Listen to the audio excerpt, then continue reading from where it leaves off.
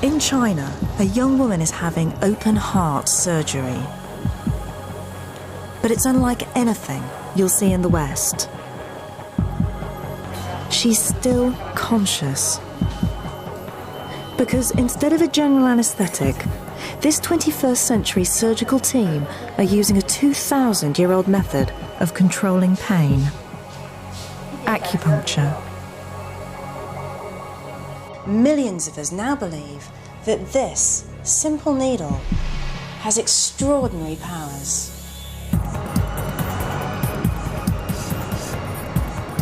Today, more and more of us are putting our faith into alternative medicine. Ginseng, which is the main herb. From ancient herbal remedies. Quite fragrant. No. It's all way beyond what we normally think of as medicine. To miracle faith healing. Said again, healed all!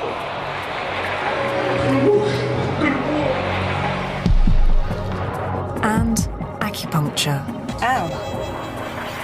Oh, moving hurts, doesn't it? But do these therapies really work? Do they offer something more than conventional medicine? And can science help us find out? In this series, I'll be putting all three to the test. I'll find out whether these needles really do have healing powers. And in a groundbreaking experiment, I'll discover something truly astonishing about acupuncture.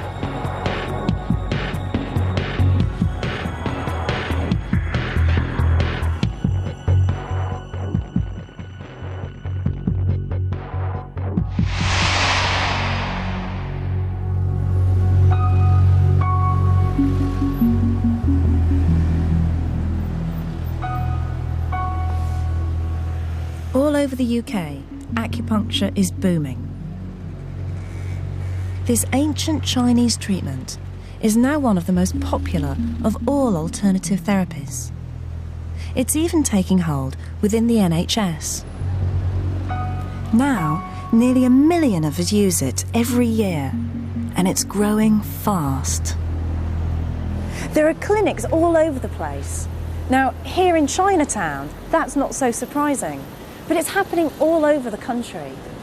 Now, I'm a scientist, and with all that I understand about medicine, it just makes no sense that sticking a needle into a human body could cure illnesses.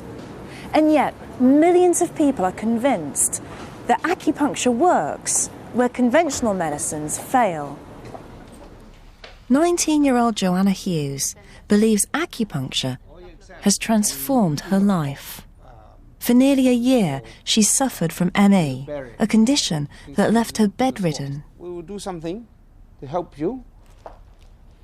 A lot of people are very frightened of needles. Yeah, I'm not too bad. Yeah? Conventional medicine had done nothing, so finally she tried acupuncture. Yeah? It's nowhere near as painful as sort of an injection or anything. It's not like that. It's a lot less painful than that. It's kind of like a little electric shock on points which are really strong. Like my liver point on my feet is really strong. You kind of feel electric shocks going like up your legs. It's reacting, yes, I can see. After just a few treatments, the effect was remarkable. I just felt like kind of me again. I felt like I had so much more energy. I could just start to do some things which was just like so amazing compared to what I had been like a few months ago. And it's not just Joanna. Now, more and more people are convinced that acupuncture has worked wonders. My life was changed. It felt like I had new knees again because it was wonderful. I had to scream before if I moved my shoulder too much. As soon as I come out of a session, you can immediately feel that the pain has gone away. It did work for me, and it was kind of a miracle, if you like.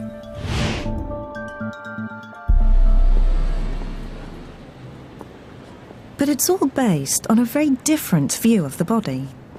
Acupuncturists believe that illness is caused by an imbalance in a life energy, qi, which determines our health.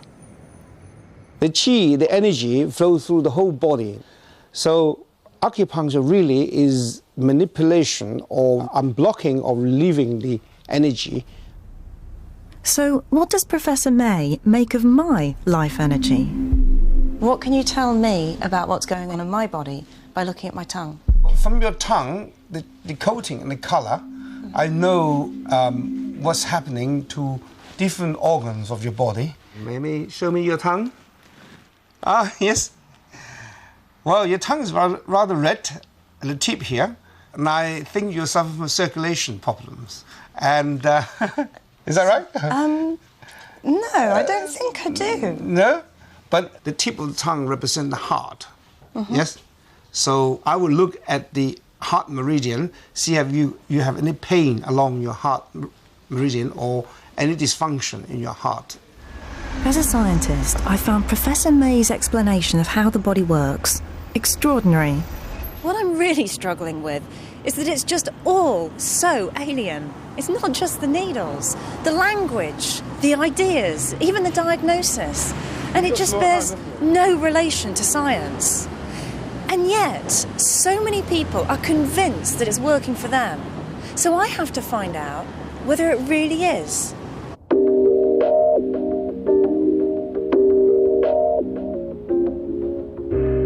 Shanghai, China's booming metropolis. Looking around, it's hard to believe that this is the home of one of the most ancient traditional medicines in the world. But it's here I hope to find out exactly what acupuncture is and why so many people in the West are convinced by it. I'm pretty sceptical about acupuncture. But we'd be crazy to write off ancient wisdoms. We ought to question them well, but we can't write them off. Especially when it appears to be able to do something astonishing. In the city's most advanced hospital, 21-year-old factory worker Chun Gunlian has a hole in the heart and her health is deteriorating. She's about to have open heart surgery. Even with the best medical equipment, it's a risky operation. Her chest will be cut open and her heart stopped. But Gunlian will go through all of this without a general anaesthetic. Instead, she's chosen acupuncture. Although sedated by drugs and her chest numbed, she'll be conscious throughout the whole procedure.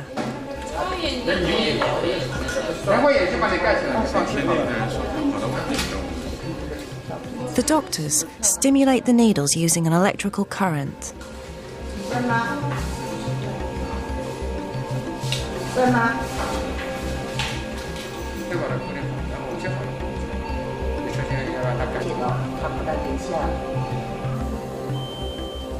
As the surgeon begins, the success of the operation depends not just on his skill, but on the power of acupuncture. Acupuncture is an effective painkiller. It's also less damaging to the body than a general anaesthetic.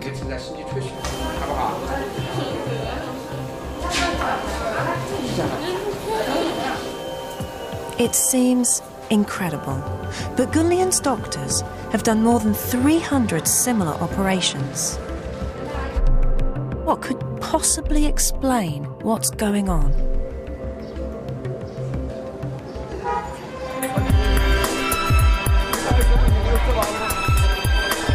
In the old city of Shanghai, I'm hoping to find some answers. I've come to meet one of acupuncture's masters, You Yurin, an acupuncturist from one of China's great medical dynasties, and someone who can help me understand exactly how acupuncture works.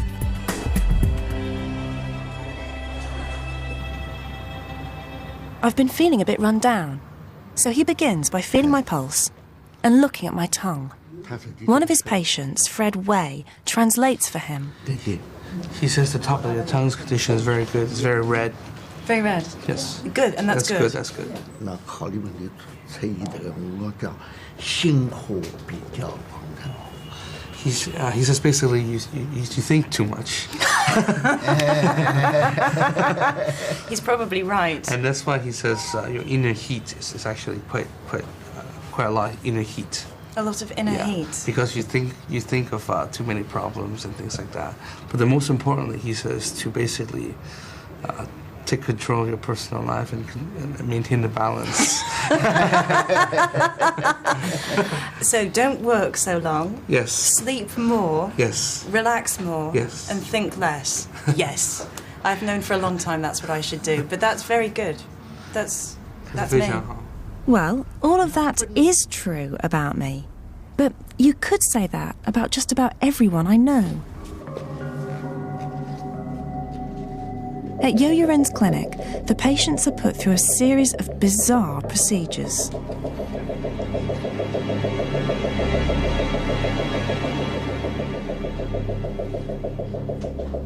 And Fred was happy for me to watch his treatment. Can you ask Yo Yuren why he's put these glass bowls on you? 发这个火关。 He says basically this kind of glass balls can help the blood circulate a little faster. Okay, so all of these down here, down your leg, Yes. are going to help with the blood flow through your legs. Yes. And that's going to help your buttock. Exactly. Okay. Then it was my turn. 坐下来好了。 You should just relax. Okay. And what's he going to do? think of a happy place while he's. Okay, and that's great. That didn't hurt. He slides the needles in. Each specific point is supposed to treat a different part of my body. How do you feel? Okay. A couple of them have stung a little bit, but 是什么意思呢? That one really helps you to sleep. ow. Fred, how far in is he putting them? I'm actually very light. It's not too much. Oh. Yeah. Oh, moving hurts, doesn't it? Yeah. So don't move.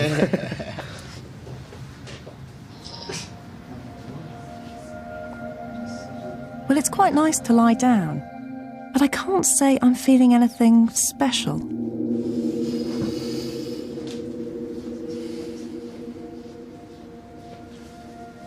"20 minutes later." And how long does it take to work, Fred? A few times. A few times, so I shouldn't expect any miracles. You have to maintain self-balance. That's the most important part. So you have to sleep more and work less. So most of it is down to me? Yes. Okay.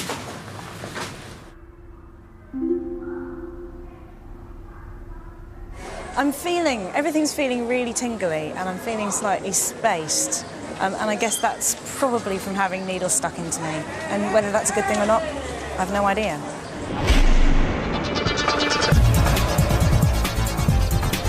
Today, ancient China is rapidly disappearing.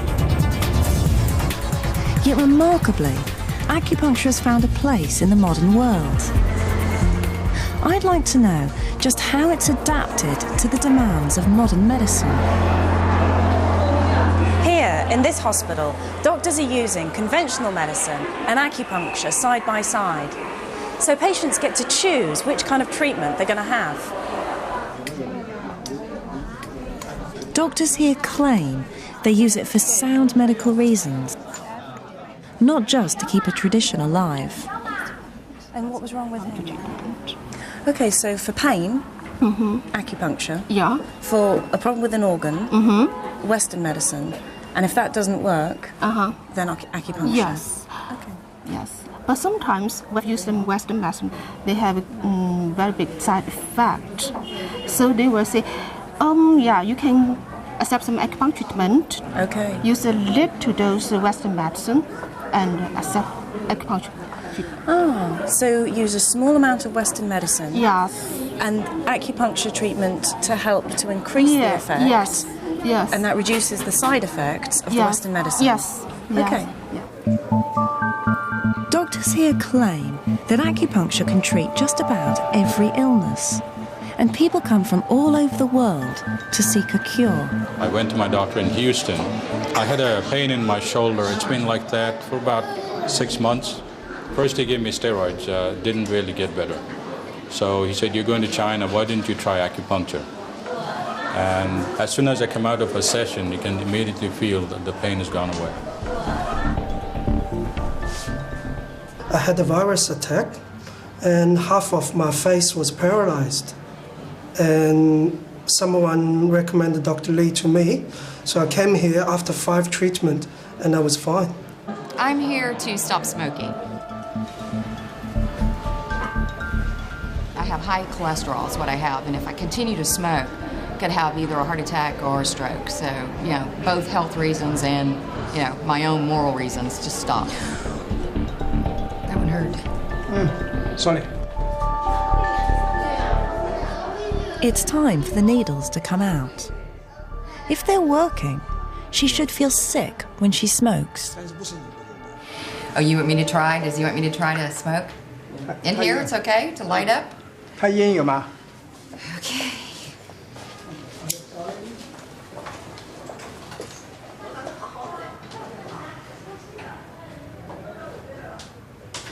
Yeah, I feel a little nauseous. Yeah, I'm gonna put this out. This is making me sick. Okay. Whatever parts of my body that he was working on just made me a little nauseous. This just really, the smell just made it worse. So there is something to Chinese medicine, definitely. The more I hear, the more I'm beginning to realise we can't just dismiss this ancient tradition. For people here, acupuncture has proved itself again and again over thousands of years. I've travelled deep into the country to visit this ancient city, Guangzhou. It dates back to the time of the great Emperor Qin, and it's over 2,000 years old. So it's a great place to find out about the origins of acupuncture.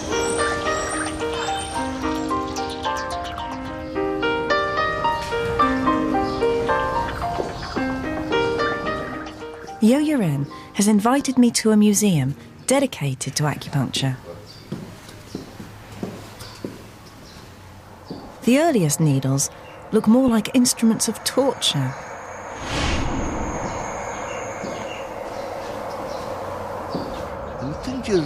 Well, in the past, there was no metal, and so there were no metallic needles. They used bone instead. We call them bianza, or stone, which was sharpened to a point with a grinding stone, so fine that it could be used as a needle to pierce the body.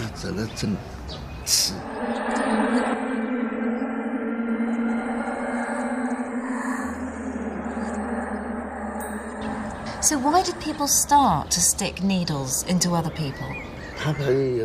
Someone would feel discomfort, but they discovered that if you put a needle in some part of the body, there'd be a sensation, and all of a sudden, the pain would disappear. People discovered that this point here could relieve pain, or that that point there could treat something else. It's these ideas, passed down from one generation to the next, that have survived intact to the present day.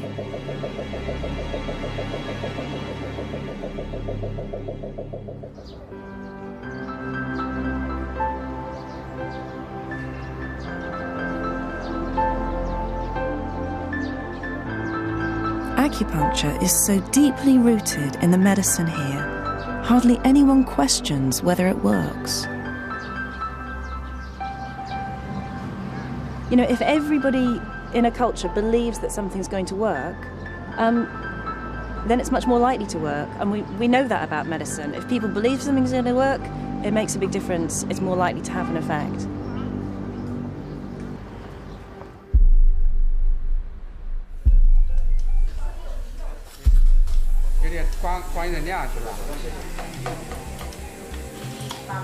Gunlian's operation is entering the most dramatic phase. They check she's okay as they prepare to stop her heart to repair the hole.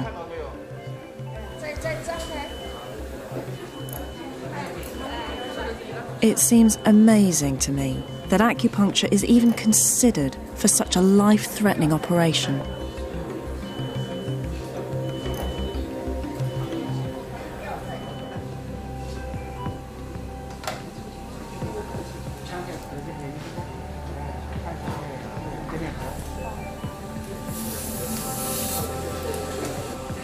But after 2 hours of intricate surgery, everything appears to have gone well.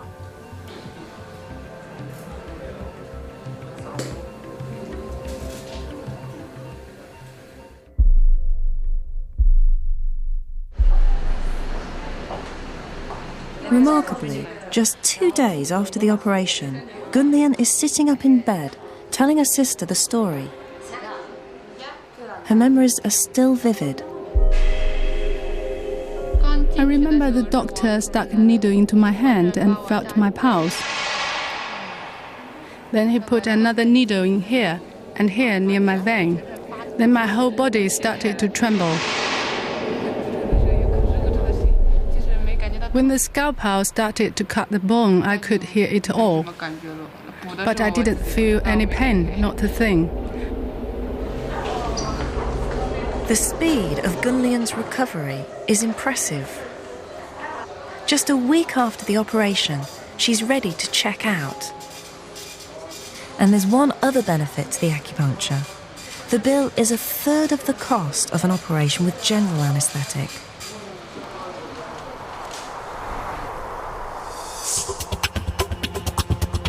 And as I come to the end of my trip, I'm struck by the sheer numbers of people who I've met who are convinced that acupuncture's worked for them. The ancient belief in acupuncture and qi is as much at home among the modern skyscrapers as the old temples. This idea of qi is right at the heart of acupuncture.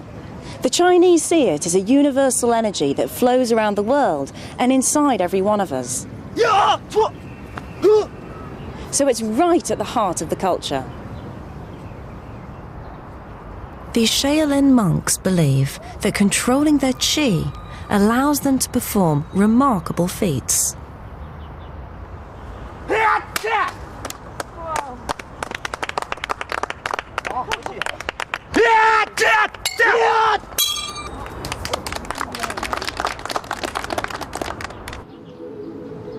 And every morning, millions perform Tai Chi, a daily ritual they believe keeps the qi life force in balance around the body.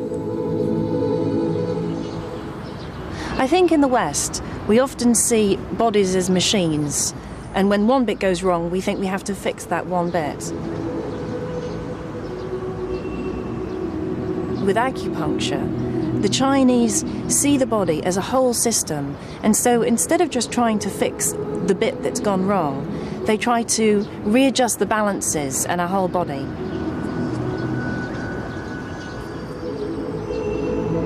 I've been much more impressed by acupuncture than I was expecting to be. One of the tricky things about this trip is that it feels like I've been speaking a foreign language the whole time.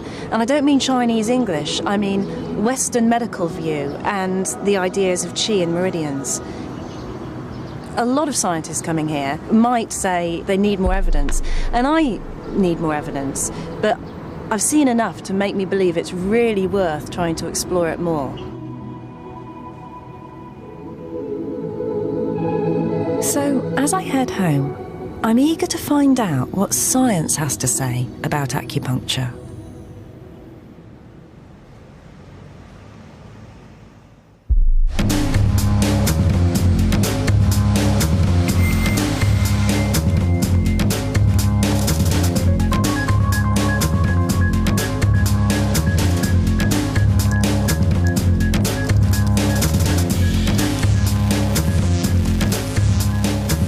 I saw some amazing things in China and heard some very compelling stories, but nothing really amounted to hard evidence. There could always be other explanations for what I saw. The woman who gave up smoking, for example, seemed determined to give up anyway.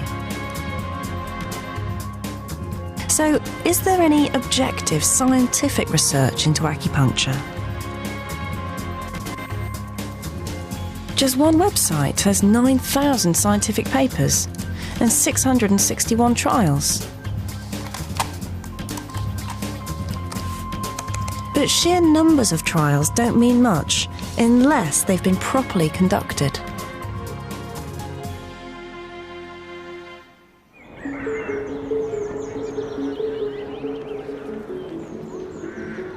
I've come to Exeter. The university here is now a world leader in research into alternative medicine. Professor Edzard Ernst scrutinises the research for alternative therapies using strict scientific criteria. Well, one thing is absolutely certain. There's no such thing as an alternative science, and there will never be such a thing. So either you investigate it with the proper tools of science or you don't investigate it. Causality is nowhere near proven. Professor Ernst and his team assess every trial that's published. Mostly, the research is disappointing. Trials are too small to be ultimately conclusive because a big trial costs big money, a small trial costs small money. So trials tend to be small and therefore not fully conclusive. The data isn't just poor. What evidence there is suggests that acupuncture isn't actually working for most conditions. It's certainly not the cure-all it's often said to be.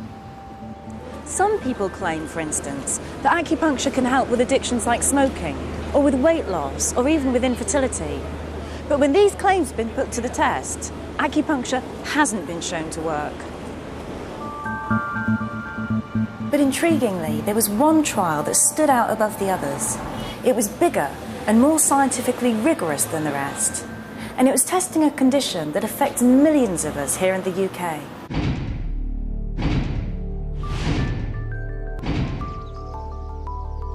Linda T has suffered migraines for 25 years.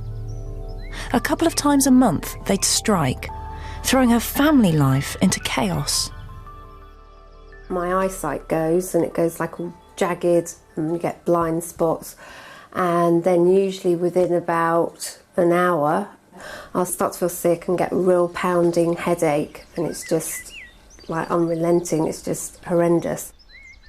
Nothing her doctors did seemed to work. But then her mother suggested acupuncture, which had worked well for her bad back. And she couldn't stand up at this time, she was like bent double, and she said, well, yes, do anything. And she did that, and it worked, and she was able to stand up, walk around and leave, and she was kind of fine, and she couldn't believe it. Linda's doctor wouldn't prescribe acupuncture, but she did finally get the chance to try it when she was asked to take part in a medical trial. I also use RAN6 over here. RAN6 is a point that we commonly use for energy. Medical researcher Andrew Vickers was asked to conduct the most comprehensive trial so far into acupuncture. What we wanted to do was a very large study, taking pretty much all comers, anyone with chronic headache disorders, and we wanted to follow them up for a longer period of time, a year or so. And the idea was that the data from this study would be directly relevant to medical practice. And so the first full-scale acupuncture trial in the UK got underway. Together with 400 other volunteers, Linda was randomly allocated to one of two groups. One, the control group, had just the normal treatment. The other group had normal treatment plus acupuncture. Linda was in the acupuncture group. The acupuncture did something for her migraines that no conventional medicine had managed. I didn't have any through the trial, and then I never had another one afterwards. So it was kind of almost miraculous. What we found at the end of the trial was that patients who were in the acupuncture group had fewer days with headache, and the headaches they had were less severe than the patients in the control group. The results were intriguing.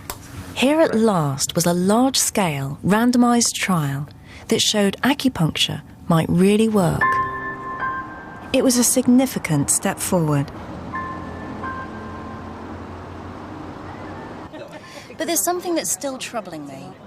Perhaps it wasn't the acupuncture itself that was making the difference to people like Linda and the other volunteers. It could have been some other part of the treatment. Just being listened to once a week, having that kind of attention, or being able to lie down and relax properly. Maybe those things made a difference. And there's another big problem. And then you stimulate them manually? The placebo effect. If you know you're having a treatment and believe it might help, especially if it's something as elaborate as acupuncture, then that in itself can have a big effect. And another stimulation is maybe we want to placebos can move mountains in clinical medicine. In order to create progress in healthcare, we actually want to find out whether a treatment is more than a placebo. It's a crucial hurdle to overcome. There's only one way to be sure that it's the act of needling itself that benefits the patient. And that's to compare those who've had acupuncture with those who've been tricked into believing they've also had it. Now, how on earth can you do that? Persuade someone they've had a 1-inch needle stuck into them when they haven't? Well, something's been developed that does just that.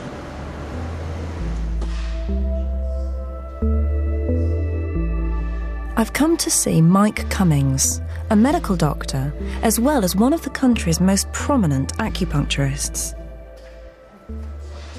Well, in order for me to demonstrate those... He's keen to put acupuncture on a real scientific footing and has been checking out techniques for fake acupuncture. So, well, generally this is the experience that you'll have. Tap the needle in. Ow.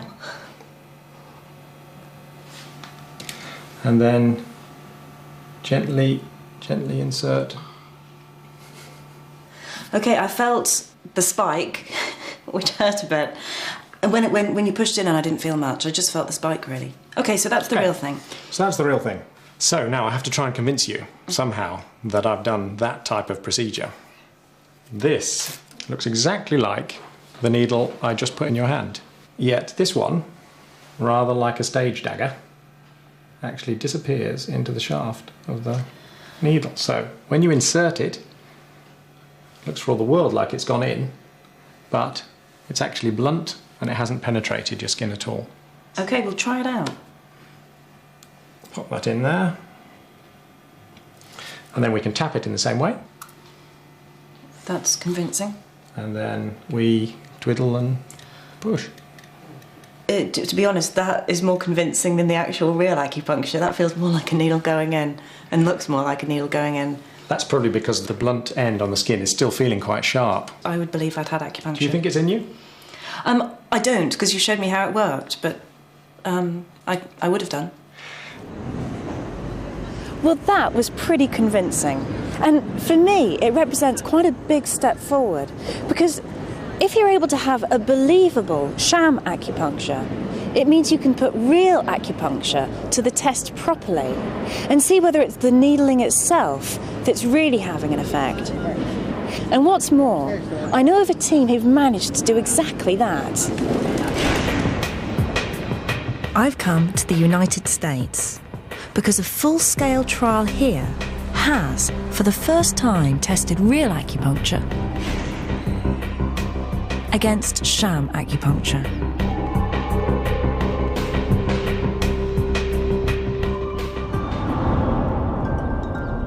At the University of Maryland, researchers were determined to discover whether acupuncture was better than a placebo. Leading the team was Dr. Brian Berman. When you're looking for a placebo in an acupuncture trial, you need to persuade somebody they've had a needle stuck into them when they haven't. How do you do that? What we did was we took a guide tube, but there wasn't an acupuncture needle, and then we would tap it like that. And then we would actually tape over the point. We'd have them ready-made up. And it would look pretty much the same thing if you were looking down. Just the same. You said that you do this on naive patients. The people that we did it on had never had acupuncture before. Have you had acupuncture? I have. So you would be more able to tell the subtle differences between it. So, Maryland became home to the first placebo-controlled trial into acupuncture. As subjects, Dr. Berman used patients suffering from a crippling disease called osteoarthritis. There's no cure, only techniques for easing the suffering. Sylvia Ankers emigrated to America 40 years ago and has been in crippling pain for the last 20. You think you can do a lot. You know, you start to walk and you think, I'm going to be fine. I can walk this long road. But then the pain, it's hard to explain. It's almost like having toothache in your knees. It just really hurts. But acupuncturists claim great success for it. For Dr. Berman, it was the ideal condition to test. 570 sufferers were recruited and divided into different groups. They were randomized to one of 3 groups. They either got true acupuncture, sham acupuncture, or the education control group, which was the standard care from the Arthritis Foundation. Sylvia, although she didn't know it, was assigned to the real acupuncture group. They told us that, you know, we wouldn't know whether we were having the actual acupuncture or a placebo. On my first session, I was a little apprehensive because, you know, you think needles going in, they're going to hurt, but they didn't. Throughout the 26-week trial period, the team checked the effectiveness of the placebo. We think the placebo worked reasonably well. Most of the people in the groups couldn't tell if they were receiving true acupuncture or sham acupuncture. The team were happy that they'd convinced enough of the sham group by the technique for the trial to be scientifically sound. Over the months, the results were compiled and then analysed, and a clear picture began to emerge. The reaction was pretty incredible. There was a lot of interest. Because it was a well-done study with a large number of participants that had a credible placebo control and adequate follow-up and adequate acupuncture. So it was applying good science to this ancient technique.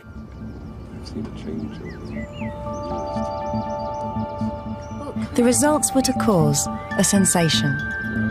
When you compared the two, there was about a 33% improvement of the real acupuncture group over the sham acupuncture. And do you know whether the acupuncture is having an effect on the osteoarthritis itself? We don't think that the acupuncture is actually having an effect on the osteoarthritis itself. What we think the acupuncture does is it reduces the pain and inflammation. And that has the effect of then less pain, easier to get around, and better physical function. So would you say that this trial proves that acupuncture works, at least for osteoarthritis? I think it does show that acupuncture works for osteoarthritis of the knees. You know, I can't say because of this trial that acupuncture works for other types of osteoarthritis even. It may well do, but we need to do this sort of definitive studies. We don't have all the answers in Western medicine. So this trial is the first really convincing scientific evidence that acupuncture works. For Sylvia, it meant a new lease of life. I told everybody to use acupuncture. I felt like the spokesperson for them. There was such a difference in the pain level, in the walking, in every aspect of my life was changed. It felt like I had new knees again because it was wonderful. When I heard about the Berman trial, first thing I did was send an email to Brian Berman to congratulate him, because up to that point, you know, we had the largest trial, and now he had the largest trial. And I think it's very important to get these big trials done. Of course, the nice thing about his trial is that it also had a placebo control group, and he did show important differences between patients who received true acupuncture and those who received a sham technique. The Berman trial shows that acupuncture is effective for one specific indication. The trial is well designed, and therefore I personally trust its results. It convinced me that acupuncture works for knee osteoarthritis. So scientists and patients seem to be speaking with one voice, that for osteoarthritis at least, acupuncture works. And other trials suggest it works for other kinds of pain too. So we can safely say, based on the evidence, acupuncture works for some kinds of pain.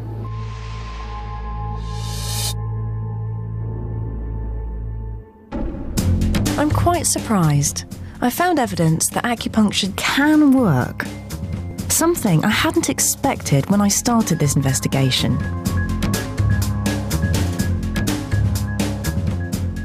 But that just raises an even bigger mystery.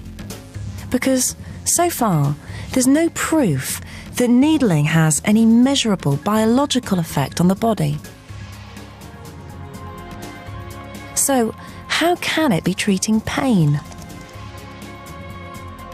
To be really convinced that it's working, I need to understand how it can be having its effect.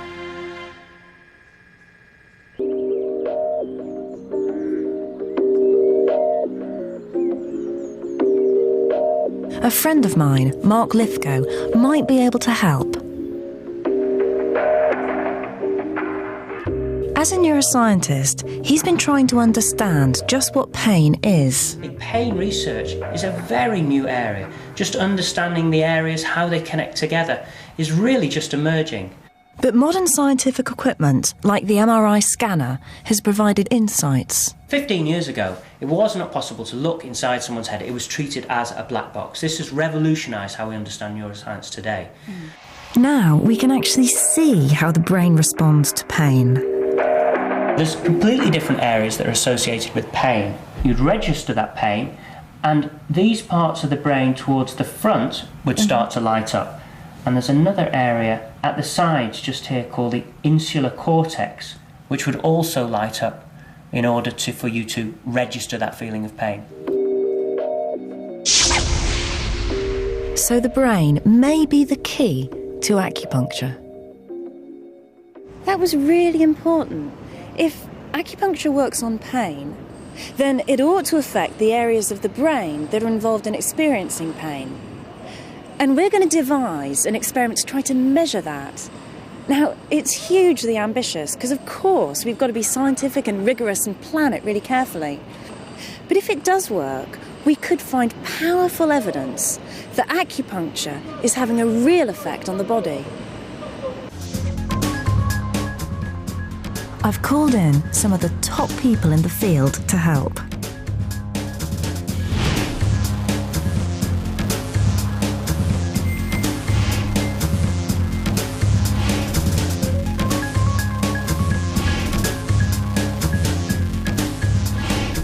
So we're going to devise an experiment together that's trying to work out the effect of needling on the brain. The data is the most extraordinarily interesting thing. I think one of the first key things we have to tackle is what we use as a control. I'm still a bit concerned to actually try and work out what acupuncture actually is. Is it the needle going in, or is it actually the turning of the needle? And there seems to be a depth issue here as well. Most acupuncturists would say for this point here on the hand would needle about maybe half a centimetre to a centimetre. This is clearly much more complicated than it initially seems, isn't it? I mean, there are so many different parts we could look at. The position that you put the needle, the depth that you put the needle, the movement of the needle, whether you move it or not. So what you're suggesting is we just focus on the act of needling and take an... It's really interesting for me being in a room with a group of people of different perspectives. So scientists, some of whom are really sceptical about acupuncture, and acupuncturists who are interested in science but really believe in acupuncture. And I think to do a proper experiment in this field, you have to have those different perspectives. You need the scepticism, but you also need people who really understand the whole of the field. So let's just constrain ourselves to one particular point in acupuncture, say in the back of the hand. Mm-hmm. So how would that help us? Well, I think that would, because at least you're looking at the effect of that point on the brain, And one of the interesting comparisons then is to see if you just go, say, superficially, just under the surface of the skin, and see what happens to the brain, and then needle to the depth of maybe about a centimetre, which is probably on average what most acupuncturists would do. And we could map that in the brain. We could look at that difference. Well, we've made a good start, and we've agreed on what test we're going to use. We'll stick the needle in on a well-known acupuncture point just here. And for the real acupuncture, we'll stick the needle in quite deep and do a brain scan of the volunteer. As a control, we're going to just stick the needle in a short distance and twist it, and then do the brain scan. And so by comparing those two, we ought to be able to see the difference between the real acupuncture and the control. This is a genuine piece of new research. We plan to look deep into the brain during acupuncture to find out, one way or another, whether acupuncture is having a measurable effect on the body.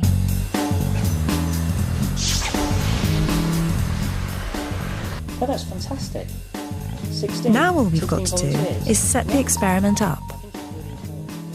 Mark talks to the team about volunteers, questionnaires, scientific protocols, as well as tracking down the most powerful scanner available.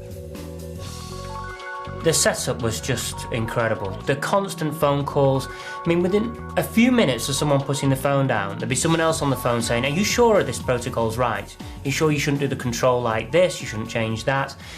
Everyone was so panicky about the control, so worried that they weren't going to get the control, because once you've started the study, you're completely committed.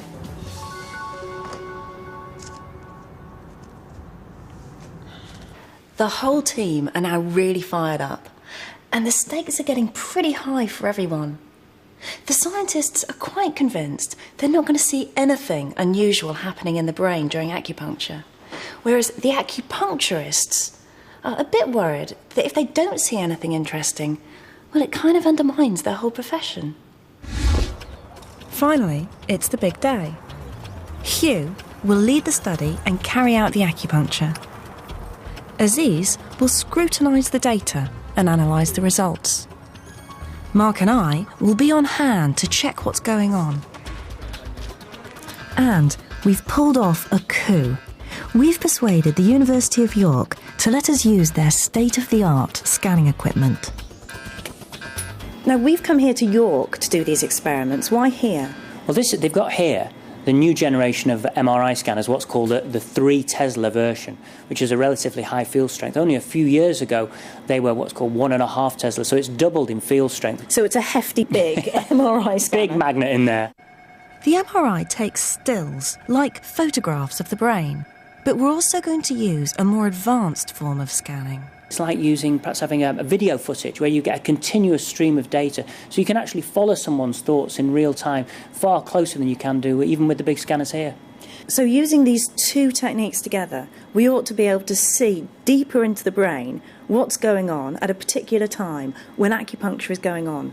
I think so. Firstly, no one's combined these two techniques on the same patients. That's a complete first here. This particular design of study is a complete first, trying to rule out certain features.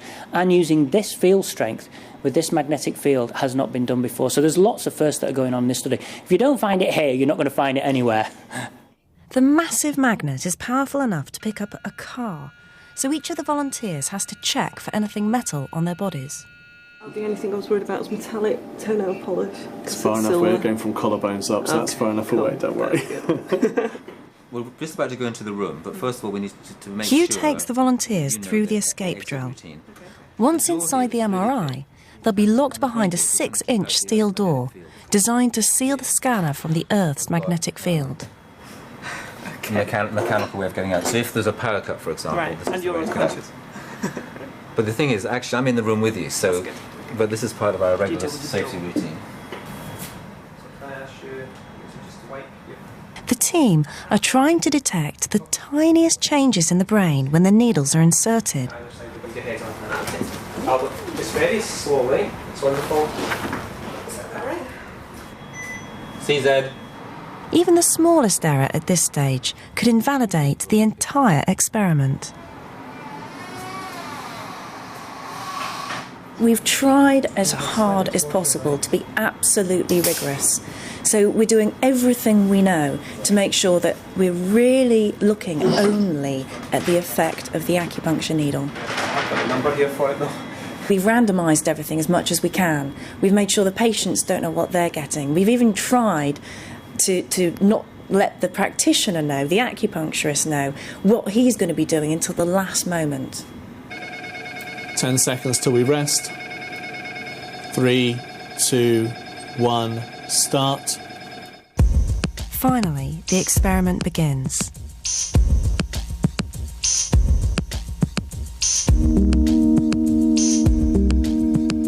A scan is first taken of the brain at rest, the baseline. So you can hear that. So that's taking images now. Now it's having a little bit of a baseline period while they're sort of get effectively the mind or the thoughts while they're at rest. Then the team scan the brain when the needles are inserted. Hugh then twists the needle. This usually generates an achy, tingling sensation called de qi.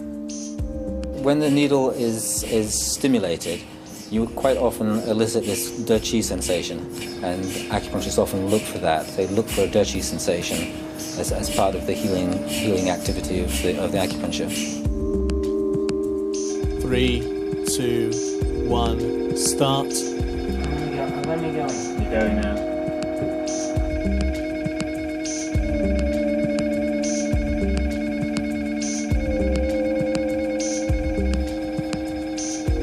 Part of the excitement for me of this experiment is that it's really bringing together Eastern approaches to acupuncture and a really rigorous Western scientific way of thinking. And it could completely change the way that we see acupuncture.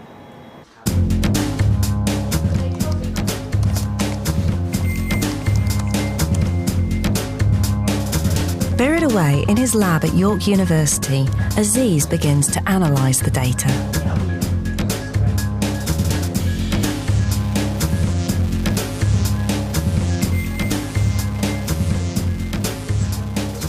It'll be weeks before the analysis will be complete, and we'll find out what, if anything, our experiment has revealed.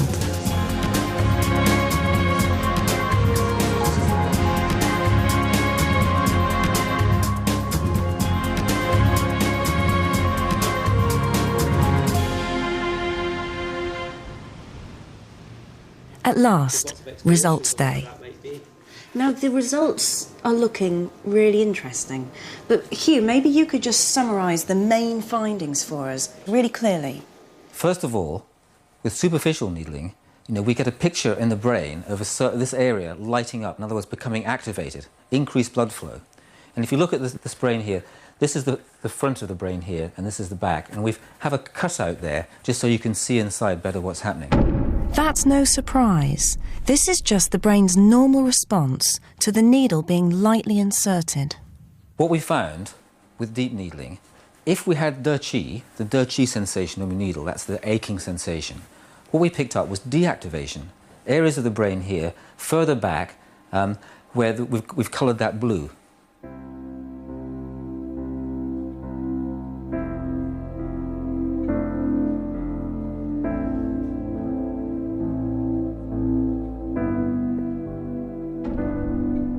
Acupuncture was having a real effect on the brain, and it was doing something completely unexpected. It was a result that surprised us all. That reinforces the idea that something quite special is happening, something unique to acupuncture, something physiological. Well, as a neuroscientist, I'm particularly interested in activations of the brain, but the surprising thing about this study is that we have deactivations, a decrease in neuronal activity, and that's something I think that neuroscientists have got to take into account.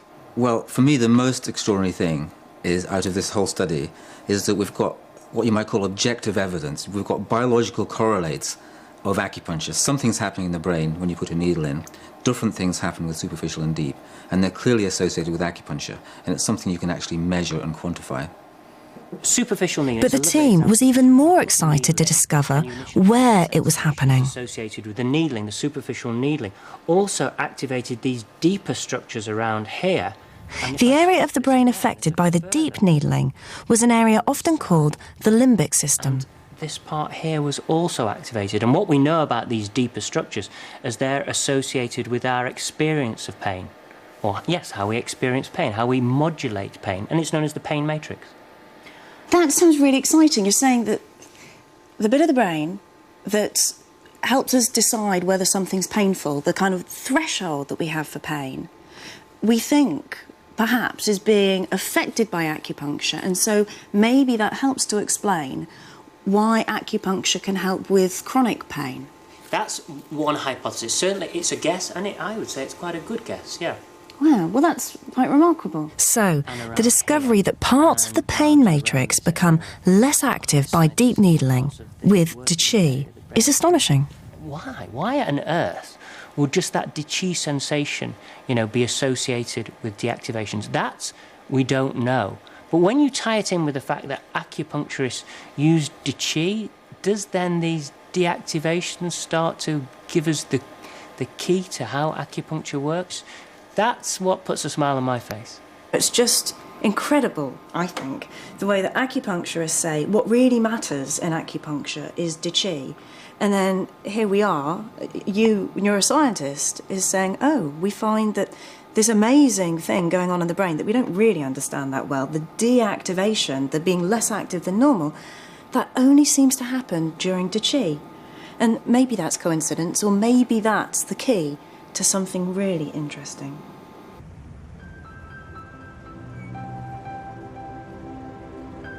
I'm sure scientists will continue to examine acupuncture.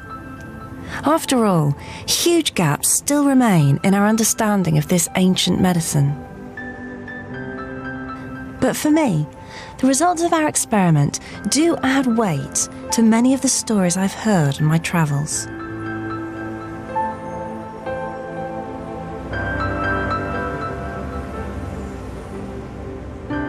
It's been quite a journey for me. I started off pretty sceptical about acupuncture. It just didn't make sense from a scientific point of view. Then I found evidence that it really does work for some kinds of pain. And then the experiment was just hugely exciting to take a step towards understanding what's going on in the brain. So it's been an astonishing time. And I believe that acupuncture still has a lot to teach us about the way our own brains and bodies work.